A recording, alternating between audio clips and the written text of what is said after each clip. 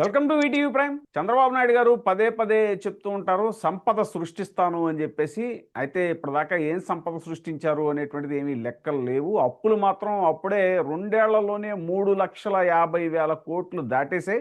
So మరి super six ఎక్కడ పడితే అక్కడే ఉంది, కానీ సూపర్ సిక్స్ సూపర్ హిట్ అంటూ ఉంటారు. ఇవన్నీ చూసుకుంటే ఇక తాజాగా వైజాగ్ లో ఆయన వాకర్స్ మీద పన్నేస్తున్నారట.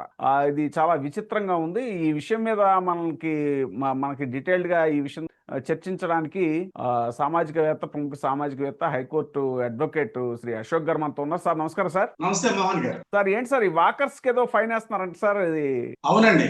ఇప్పుడు విశాఖపట్నంలో ఆ వాకర్స్ ఎవరైతే ఉన్నారో, మార్నింగ్ వాక్ చేసేవాళ్ళు కానీ ఈవినింగ్ వాక్ చేసేవాళ్ళు కానీ ఆ పార్కుల్లో వాకింగ్ చేస్తుంటారు. ఆరోగ్యం కోసం, మంచి వాతావరణం కోసం, మంచి ఆక్సిజన్ దొరుకుద్దని చెప్పేసి ఈ కుర్రవాళ్ళ దగ్గర నుంచి మధ్య వయసు దగ్గర నుంచి ముసలి వాళ్ళ వరకు అందరు కూడా వాకింగ్ చేయడం అనేది ఇవాళ మనకి చాలా కంపల్సరీ అయిపోయింది ఆరోగ్యాన్ని కాపాడుకోవాలంటే. అది ఇప్పుడు మన రాష్ట్ర ప్రభుత్వం ఏం చేసిందంటే, వైజాగ్ లో వాకర్స్ ఎవరైతే ఉన్నారో వాళ్ళు వాక్ చేయాలంటే, నడవాలంటే మార్నింగ్ గానీ ఈవినింగ్ గానీ ఇంకెక్కడ గానీ 720 రూపాయలు ట్యాక్స్ కట్టాలి.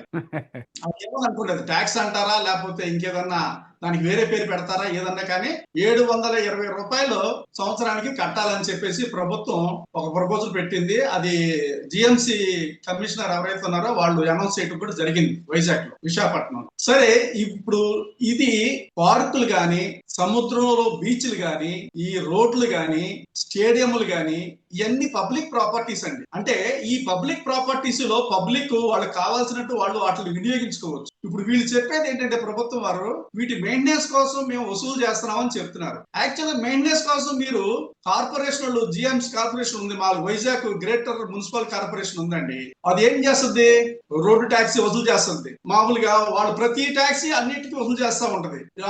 ఇప్పుడు మామూలుగా కరెంట్ బిల్లు వసూలు చేస్తుంది, అలాగే ఇంటి పన్ను వసూలు చేస్తుంది. ప్రతి దాని మీద వాళ్ళు ట్యాక్స్ వసూలు చేస్తూనే ఉంటారు. ఆల్రెడీ ఎన్ని మెయింటెనెన్స్ కోసమే. ఆ నగరంలో ఉన్న ఆ నగరం అయినా ఏ నగరం అయినా ఈ ట్యాక్స్ అని వసూలు చేసేది ఏంటి, పబ్లిక్ ప్రాపర్టీస్ ని మెయింటైన్ చేయడం కోసం, ప్రజల ఆస్తుల్ని కాపాడటం కోసం. అవి రోడ్లు కావచ్చు, పార్కులు కావచ్చు, సముద్రం పక్కన బీచ్లు కావచ్చు, ఈ స్టేడియంలు కావచ్చు, ప్లే గ్రౌండ్స్ కావచ్చు, ఇవన్నీ కూడా రోడ్డు మీద లైట్లు కానివ్వండి, వీధి దీపాలు కానివ్వండి, ఇలాగ చెత్త ఎత్తేయటం కానివ్వండి, ఇవన్నీ కూడా ఓకే. వీటి కోసమే ఈ ట్యాక్స్ అంతా కలెక్ట్ చేసి ప్రభుత్వం వారు ఈ కార్యక్రమాలు చేస్తూ ఉంటారు. ప్రత్యేకంగా 720 రూపాయలు వాకర్స్ మీద వేయటం వల్ల ఈ ట్యాక్స్ దేనికన్నది ఎవరికి అర్థం కాని ప్రశ్న అయిపోయింది. ఎందుకంటే ఆల్రెడీ ట్యాక్స్ వసూలు చేస్తారు. ఆ వసూలు చేసిన ట్యాక్స్ తోనే ఆ పార్కులు గాని, వివిధ రకాల స్టేడియంలు గాని, ఆ బీచ్లు గాని మెయింటైన్ చేయడం జరుగుతుంది. మళ్ళీ కొత్తగా ఈ 720 రూపాయల ట్యాక్స్ ఏంటండి, అదంటే వాకర్స్ ట్యాక్స్ అంటారు. అంటే ఏంటి, వాకింగ్ చేసుకునే వాళ్ళు పొద్దున్నే కానీ సాయంత్రం కానీ వాళ్ళు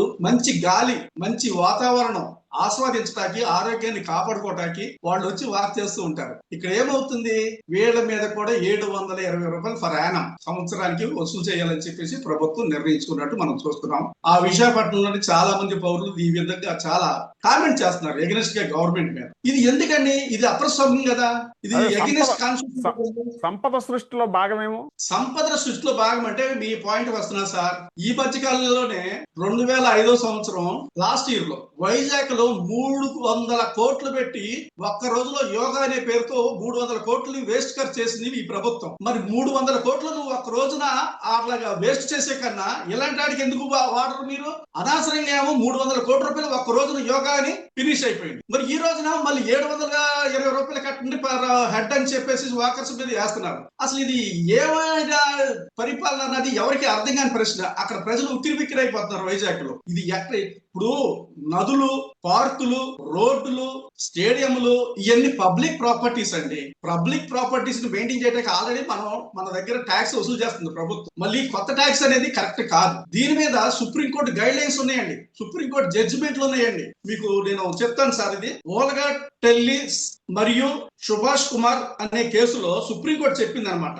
ఏమని, ప్రతి మనిషి యొక్క జీవించే హక్కు ఎవరు దాన్ని హరించలేరు. ఇప్పుడు స్వచ్ఛమైన గాలి పీల్చుకోవటం, మంచి ప్రకృతిలోకి వెళ్ళి మనిషి వాకింగ్ చేసుకోవటం గానీ, ఆరోగ్యాన్ని కాపాడుకోవటం గానీ, ఇప్పుడు రైట్ టు లైఫ్ లో ఒక భాగమే కదా ఆర్టికల్ 21 ప్రకారం. అతనికి స్వేచ్ఛ ఉంది కదా, అతని ఆరోగ్యాన్ని కాపాడుకోవాలి, అది మంచిగా మంచి వాతావరణాన్ని ఆస్వాదించాలి. ఏదో బతకటం అంటే మామూలుగా బతకటం కదా, ఆరోగ్యంగా, ప్రశాంతంగా, సంతోషంగా బతకాలి. అలా బతకడానికి ఆర్టికల్ 21 మనకి చెప్తుంది వ్యక్తి స్వాతంత్రాన్ని. ఇప్పుడు అసలు ఏమవుతుందండి సార్ ఇన్ఫాక్ట్ అసలు ఈ ఆరోగ్యాన్ని ఆ అవేర్నెస్, ఆ హెల్త్, ఇది ఫిట్నెస్ అది మెయింటైన్ చేసినందుకు ప్రోత్సాహకాలు ఇవ్వటం కూడా అవసరమే. ఎస్, అది ఎంకరేజ్ చేయాలండి. ప్రభుత్వం వారు ఎంకరేజ్ చేయాల్సింది పోయి ఎంకరేజ్ చేస్తున్నారు. చిన్న మాట చెప్పాలి ఇక్కడ మీకు ఈ సందర్భంగా, ఏమని అంటే ఇప్పుడు ఈ అమౌంట్ సామాన్యుడు కట్టగలడా? లేబర్ పని చేసుకునే వాళ్ళు, కూలి పనులు చేసుకునే వాళ్ళు, సామాన్య క్లాస్ 4 ఎంప్లాయీస్ ఈ కట్టమంటే ఎంత భారం అండి వాళ్ళకి, ఎంత కష్టమండి వాళ్ళు. అంటే వాళ్ళు వాకర్స్ గా రావద్దనా, పార్కుల్లోకి వాకింగ్ చేయొద్దనా? అంటే ఏమన్నారు మొన్న అమరావతిలోనేమో సామాజిక సమతుల్యత దెబ్బతింటుందని చెప్పేసి జగన్మోహన్ రెడ్డి గారు ఇచ్చిన కొన్ని వందల వేల గృహాలని క్యాన్సిల్ చేసేసింది ఈ ప్రభుత్వం. అమరావతి సరౌండింగ్స్ లో ఈ పేదవాళ్ళు ఉండకూడదు, సామాజిక సమతుల్యత దెబ్బతింటుందని మనం మాట్లాడుకున్నాం. అంటే మళ్ళీ ఇక్కడ వైజాగ్ మీద కన్నేశారు. ఏమని అంటే సామాన్యులు పార్కుల్లోకి వచ్చి వాకింగ్ చేయొద్దా? ఈ ప్రభుత్వం ఏమో సంకేతాలు ఇస్తుందో ప్రజలకు నాకైతే ఏం అర్థం కావట్లేదు. అంటే ఉన్నవాడికేనా ఈ ప్రభుత్వం, లేనివాడికి ఏం ఉండదా? లేనివాడు బతకడానికి అవకాశం లేదా? అసలు వ్యక్తి స్వేచ్ఛ ఈ రాష్ట్రంలో ఉందా? ఇది కాన్స్టిట్యూషన్ కి అగెనిస్ట్ కదండి, రాజ్యాంగ విరుద్ధం కదా. కొంతమంది హక్కులను హరించడం అనేది, అతను స్వేచ్ఛగా తన పార్కులోకి వచ్చి, park is the public property అండి, అది ప్రజల ఆస్తులు అయ్యి ప్రభుత్వానికి సంబంధం లేదు. ప్రభుత్వాలు ట్రస్టీలు మాత్రమే, అవన్నీ కాపాడాల్సిన బాధ్యత ప్రభుత్వాన్ని. ఆ ట్రస్టీగా మాత్రమే ఉంటారు, అటు మీద అధికారాలు ఉండవు. ఇవన్నిటి కూడా మెయింటైన్ చేయడానికి ఆల్రెడీ ప్రజలు పన్నులు కడుతున్నారు. మళ్ళీ కొత్తగా ఈ ట్యాక్స్లు ఏంటి?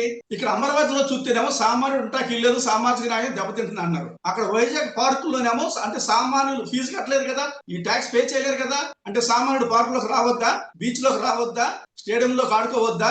సామాన్యుడికి ఇంగ్లీష్ మీడియం వద్దా? సామాన్యుడు రాజధాని ఉండొద్దా? సామాన్యుడు పార్కుల్లో వాకింగ్ చేయొచ్చు, ఆరోగ్యాన్ని కాపాడుకోవడం అవన్నీ చేయకూడదా? అసలు ఎలాంటి సంకేతాలు ప్రజల్లోకి ప్రభుత్వం ఆలోచిస్తున్నారా? ఏం అర్థం కావట్లేదు. సుప్రీంకోర్టులు, హైకోర్టులు ఎన్నో సార్లు చెప్పినాయండి, ఇలాంటి వాటికి ఎటువంటి నిబంధనలు పెట్టకూడదు, ఇవన్నీ పబ్లిక్ ప్రాపర్టీస్. ఇదే చెప్తున్నారు, పబ్లిక్ ప్రాపర్టీస్ ఇవన్నీ కూడా ఇలా చేయకూడదు. ఇవన్నీ యాక్చువల్ గా ఏంటంటే ఇవన్నీ కూడా సామాజిక న్యాయానికి భంగం కలిగిస్తాయండి. అంటే ఎలా ఉంటుందంటే కామన్ మ్యాన్ బతికే పరిస్థితి లేదు. అంటే అతను వీటిని ఆస్వాదించడానికి వీల్లేదన్నట్టుగా ఒక జులుం ప్రకటిస్తున్నారా అనిపిస్తుంది. అంటే సామాన్యుడు స్టేడియంలోకి వెళ్ళకూడదా, బీచ్ల్లోకి వెళ్ళకూడదా, పార్కుల్లోకి వెళ్ళకూడదా? ఇవన్నీ ప్రభుత్వ ఆస్తుల్ని ఈ విధంగా వాళ్ళు ఎంజాయ్ చేయకూడదా? అంటే ఇప్పుడు ఏమైంది, పార్కులోకి ఆ 720 రూపాయలు కట్టిన వాళ్ళే వాకింగ్ చేయాలనేది ఇండైరెక్ట్ గా సిగ్నల్స్ ఇస్తుంది. అంటే ట్యాక్స్ కట్టగలిగిన వాళ్ళే వాకర్స్ గా రావాలి, కట్టలేని వాడు నాట్ ఎంట్రీ, నో ఎంట్రీ. అంటే కామన్ మ్యాన్ కి అక్కడ చోటు లేదు. బిలో ప్రాపర్టీలో ఉన్న వాళ్ళు, మిడిల్ క్లాస్ వాళ్ళకి, కట్టలేని వాళ్ళు ఎవరైతే ఉన్నారో ఇంకా ఎంట్రన్స్ లేదు. ఇది ప్రజాస్వామ్యం అంటారా? ప్రజాప్రభుత్వం అంటారా? డెమోక్రసీకి ఎగ్నెస్ట్ కదండి. ఇది ఎంత న్యాయం? అంటే ఒక మనిషికి ఒక న్యాయం, ఇంకొకటి న్యాయమా? ఇప్పుడు ఆర్టికల్ 14 వైలేట్ అవుతుంది. ఇక్కడ మీకు all are equal before the law అన్నది ఎక్కడ ఉంది? అంటే ట్యాక్స్ కట్టినోడికి ఒక జస్టిస్, కట్టలేనోడికి ఇంకో జస్టిస్.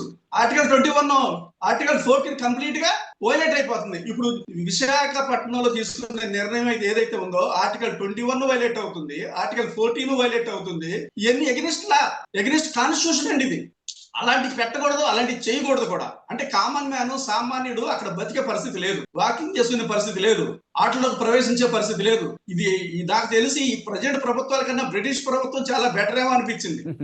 జగన్మోహన్ రెడ్డి గారు అందుకే 2024 ఎన్నికల ముందు పదే అనేవారండి, పెత్తందారులకి పేదలకి మధ్య జరుగుతున్నటువంటి ఎన్నికలు ఇవని. అదే నిరూపించారు.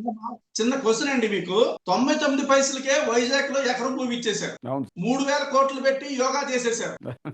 ఇవన్నీ ఏంటి? ఇప్పుడేమో 720 రూపాయలు కట్టాలి, పార్కులోకి వచ్చి వాకింగ్ చేయాలంటే అన్నారు.